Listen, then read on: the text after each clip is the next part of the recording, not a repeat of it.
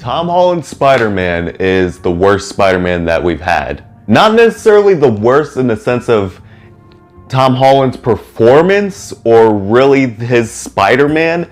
It's more of the adaptation of his Spider-Man. Oh, where are my manners? Let me go ahead and get into the intro. As you guys know, Far From Home's coming out, and I'm supposed to be doing a breakdown of each of the Spider-Men that have been across the years. Mostly Andrew Garfield, Tobey Maguire, and of course Tom Holland, which is the discussion of this video today. I remember going to the theaters back when Spider-Man Homecoming came out. And this is when I caught a later showing. I was very young at the time, still am. And I remember seeing that movie and I left out. I remember after I saw the movie, I was like, oh, this is good. I remember getting back home that day and I kind of thought to myself, man, I really didn't enjoy this that much. And this is back at a time when I was not overly critical and when I was not overly analytical when it came to movies. Something just did not feel right to me when I left that theater. I watched it and I was like, sure, I had a good time when I was in the theater, but when it was over, I felt nothing. Like, I felt like I wasted my time. I felt like I could have watched something else that was a little bit more interesting, like the prior Spider-Man movies. Which leads me to the discussion of this video, and I will break it down for you guys to give my point as to why I feel this way. I'm not gonna say this thing is bad without giving a reasoning, but let me just give my thoughts right now. The reason why I dislike the interpretation of Tom Holland's Spider-Man isn't because of Tom Holland's acting. His acting is okay from what I've seen. It's good. That's what I meant to say. I mean, he's not a bad actor at all. He's good. But for me, he does not embody a 16-year-old boy. Like, he's a teenager. And let me tell you right now, he is more, okay, look. He's more of the 12-year-old who's trying to pretend to be a 16-year-old. Which is so weird to say because everybody's always like, this is the best interpretation that we've had of Spider-Man. He feels so young. He feels that. He feels like he's a proper 16-year-old kid. Not really, guys. Really, when I remember being 16 myself, there is no way in the world I would give these military-grade glasses to a guy I barely know, and let alone to a guy that I've known for technically a couple of hours. And ditching my responsibilities and stuff like that, that is not something I can relate to because I never did that stuff. Sure, I did that stuff when it came to school. But when it came to like things that were very important, when it came down to grind, when it came down to the time to me to get things together, I got things together. This does not feel like Tom Holland Spider-Man at all. Oh, and to those of you who say that Tom Holland Spider-Man quips. Hey guys, the illegal weapons deal ferry was at 10:30. You missed it. Whoa, not so fast. Are you guys okay? My bad, that was a little hard. I gotta say, the other guy was way better with that thing. I'm shocked. Yeah, Andrew Garfield's quips were definitely way better. The biggest problem with Tom Holland's Spider-Man is the biggest thing that pisses me off. There are no consequences to his character. There is no growth to his character so far. Maybe No Way Home might change that a little bit, but from what I've seen, there's no development within Tom Holland's Spider-Man. Whenever he gets in trouble, all he gets is a little slap on the wrist, and it's done, and it's over. That's it. He doesn't have any consequences, guys. Well, Iron Man took away his suit. Big whoop. He still has another suit at home. He still has web shooters. He still has everything. He still has his Spider-Man powers. What's the consequence here? Oh, he got a little slap on the wrist and got his suit taken away? Big whoop. He still has a suit. And I would much rather prefer it be taken away and not have Tony Stark back in the picture at that point, because then that means we would have an independent Spider-Man. Which will be another point that I touch on in a minute. That or Liz. Liz left at the end of Homecoming. Yeah, because her dad's in jail.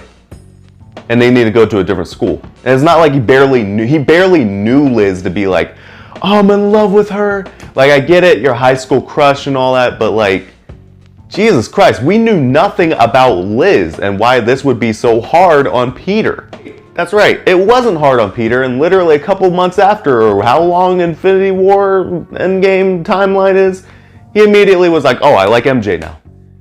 Why? Because she looks pretty? You know nothing about her?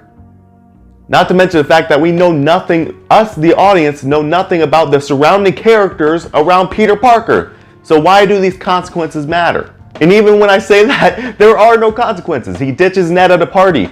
Oh, you're fine. He just skips detention. Detention. Oh no, you're fine. Use the scale. A little slap on the wrist, even though he should have been suspended or expelled at that point. There are no consequences to Spider-Man. Tom Holland's Spider-Man. None. Who is Aunt May? The movies never explain who Aunt May is. She just says some things and everybody comments on how hot she is. What is her character? Who is she? Who is Ned? We don't know much about Ned. We do know that they're buddies and they're best friends. Now that dynamic, I will say I like Ned and Peter, but who is he? Who is Mary Jane? Who are all these characters around him? Who are they all?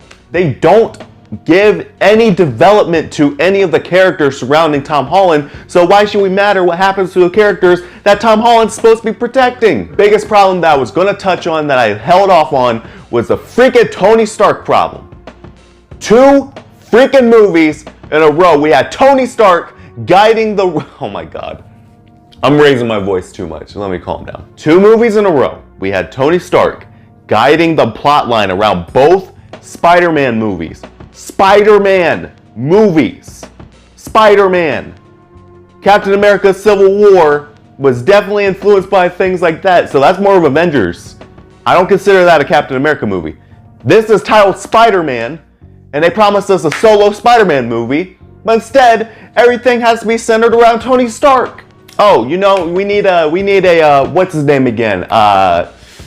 What's his name again? Killian guy from Iron Man 3. We need him again. Oh yeah, we'll just put Mysterio in that place.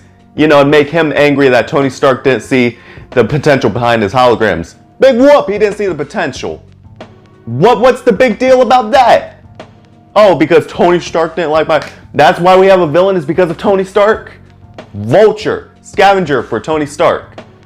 Oh wait, he gets fired, so I hate Tony Stark and now I gotta do these things and now Spider-Man's gotta deal with the mess. Why would he entrust military-grade glasses to this kid? Now, again, Peter is very irresponsible, and he gives them away to a guy that like I said before, didn't even know. That is not Peter Parker. And he constantly complains about his responsibilities of being Spider-Man and Peter Parker, which I'm not saying he shouldn't do that. He does that in Spider-Man 2.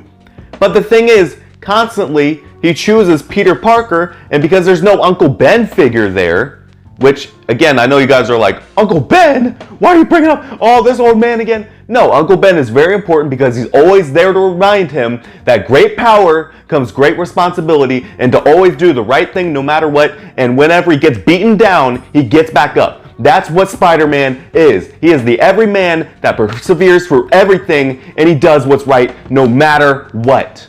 Tom Holland does not embody this Spider-Man. He doesn't. And I watched that movie again today, both of them, just to be able to give an honest perspective on Tom Holland, but he is the worst interpretation that Marvel has done so far on cinematic screens. It pisses me off to see that we can't get a proper written Spider-Man since Andrew Garfield and Tobey Maguire. I shouldn't feel excited, spoilers, that Tobey Maguire and Andrew Garfield are going to be in No Way Home. I should be excited to see Tom Holland in his own movie.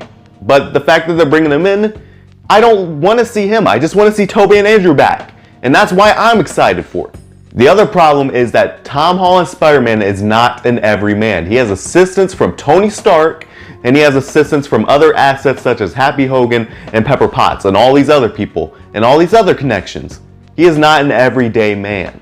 Peter Parker normally has financial troubles and everything pertaining to that. He has constant worries, things that people can relate to, but they don't give him any of that. Peter Parker is also, and this can sound hilarious, not attractive. Now sure, I'm not saying he's ugly or anything. I'm just saying he's not the most handsome guy. He's not that guy you're gonna look back on.